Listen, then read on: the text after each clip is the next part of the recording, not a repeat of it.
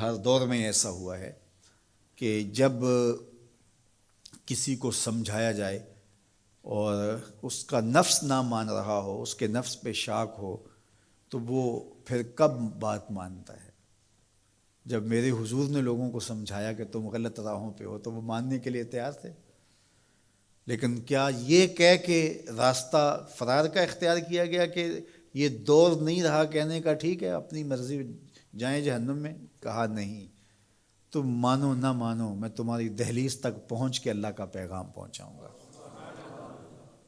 تو کیا آج اگر کوئی بچہ ہمارے پہ ناراض ہو جاتا ہے سختی کرنے کی وجہ سے، تو اس کی ناراضگی کے ڈر کی وجہ سے اس کو ہم نہیں کہیں گے؟ تو ایسا نہیں ہوتا۔ وقتی طور پہ اگر اس کو سمجھ نہیں بھی آ رہی، لیکن ایک وقت آئے گا وہ سمجھے گا کہ میرا خیر خواہ یہ تھا۔ وہ استاد، وہ مربی ہمارے جنہوں نے سختی کی ہمارے اوپر، اور پھر آج ہم کسی منزل پہ اگر پہنچے تو ہم ان کے شکر گزار ہوتے ہیں کہ نہیں ہوتے؟ کہ فلاں استاد فلاں زمانے میں بڑی سختی کی لیکن ہم پڑھے ہی اس کی وجہ سے ہیں۔ تو ماں باپ سختی کرتا ہے، بچپنے کی عمر، لڑکپن کا زمانہ، تو اولاد کو بعض کا ماں باپ کی باتیں جو ہیں وہ اچھی نہیں بھی لگتی، لیکن ماں باپ کا ایک حیا ادب ہوتا ہے تو قبول تو ان کو کرنا ہی پڑتا ہے۔ اس وقت وہ کہتے ہیں شاید ماں باپ ہمارے پہ ناجائز سختی کر رہے ہیں، لیکن ایک وقت آتا ہے تو وہ سمجھتے ہیں کہ ہم سنور کے نکھر کے جو معاشرے کا حسن بنے، یہ ماں باپ نے تراشا تھا تو ایسے بنے، پھر وہ ماں باپ کے شکر گزار ہوتے ہیں۔ تو اس لیے آپ کسی سے ہمدردی کریں تو وقتی طور پہ تو اس کو تکلیف ہوگی، لیکن بعد میں آپ کا شکر گزار ہوگا۔ علامہ رومی نے اس پر ایک بڑی خوبصورت مثال دی۔ کہتے ہیں ایک شخص درخت کے نیچے لیٹا ہوا تھا اور خراٹے لے رہا تھا۔ ایک چھوٹا سا سانپ آیا اور اس کے منہ کے اندر گھس گیا، اور ایک شخص گزر رہا تھا، اس نے دیکھ لیا۔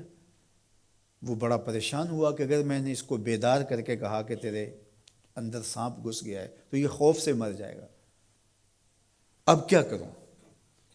تو اس نے ایک چھڑی سے اس کو زور سے مارا، وہ ہڑبڑا کے اٹھا۔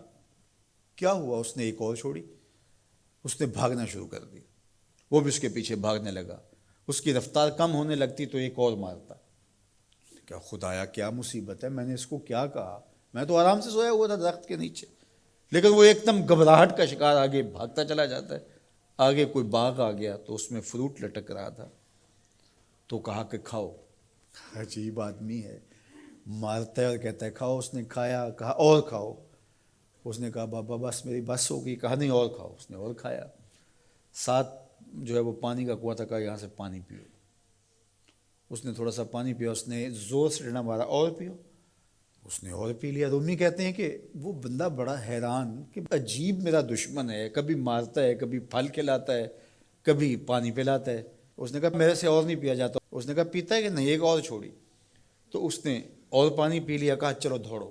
جب بندے نے کچھ کھایا ہو تازہ تازہ اور دوڑے تو پھر جو حالت ہوتی ہے وہ آپ سے مخفی نہیں ہے۔ تو پھر دوڑنے لگا، تو آگے جب گیا تو کوئی ٹھوکر لگ گئی۔ پانی پیا تھا بھرپور اور فروٹ کھایا تھا، اور پہلے بھی دوڑ بھاگ کے آیا تھا، اب بھی دوڑنا شروع کر دیا، اور پیچھے سے جو ہے وہ ہاتھ میں ڈنڈا پکڑا، اور وہ رحم کاری نہیں رہا۔ تھوڑا سا ڈھیلا ہونے لگتا ہے تو زور سے مارتا۔ دوڑتے ہو کہ نہیں دوڑتے؟ تو ٹھوکر لگی، گرا، ساتھ ہی کہہ آئی اور سانپ نکل کے باہر آ گیا، اور وہ لہراتا ہوا جا رہا تھا۔ اس نے اس کو پکڑ کے سینے سے لگا لیا، کہا میں تیرا دشمن نہیں تھا، لیکن تیرا علاج یہی تھا۔ تو میں نے تجھ کو اتنا مارا ہے، میں تجھ سے معذرت کرتا ہوں۔ اس نے کہا میں تیرے سے معذرت کرتا ہوں جو مجھے تیرے پہ غصہ آتا رہا، اس لیے کہ تو میرا خیر خواہ تھا۔ جب حقیقت سامنے آتی ہے تو پھر پتہ چلتا ہے کہ کون کسی کا خیر خواہ ہے اور کون کسی کا دشمن ہے۔ اس لیے خیر خواہی کے جذبے کے ساتھ، الدین والنصیحہ، دین ہے ہی خیر خواہی۔ تو خیر خواہی کبھی اس طرح ہوتی ہے کہ آپ کسی کی خیر خواہی کر رہے ہوتے ہیں، اسے لگ رہا ہوتا ہے کہ یہ میری خیر خواہی کر رہے ہیں، اور وہ آپ کو اس وقت ہی شکر گزار ہوتا ہے۔ اور کبھی ایسا ہوتا ہے آپ اس کی خیر خواہی کر رہے ہوتے ہیں، اس کو نہیں لگ رہا ہوتا کہ یہ میری خیر خواہی کر رہا ہے، اس کو غصہ آ رہا ہوتا ہے، لیکن جب اس کو بعد میں سمجھ آتی ہے کہ اس نے میری خیر خواہی کی ہے تو پھر وہ آپ کا شکر گزار ہوتا ہے۔ اور کبھی ایسا ہوتا ہے اس کو بعد میں بھی نہیں پتہ چلتا اس نے میری خیر خواہی کی ہے، لیکن تمہارا رب جانتا ہے، وہ اگر رائی کے دانے کے برابر بھی نیکی ہو اور وہ کسی پہاڑ میں بھی ہو تمہارا رب اس کو بھی لے آئے گا۔ اس لیے لوگوں کے ساتھ حسن سلوک کرو اور نیکی کا حکم دو، لوگوں کی بہتری کا سوچو، تو اس سے تمہارا رب تم سے راضی ہوگا۔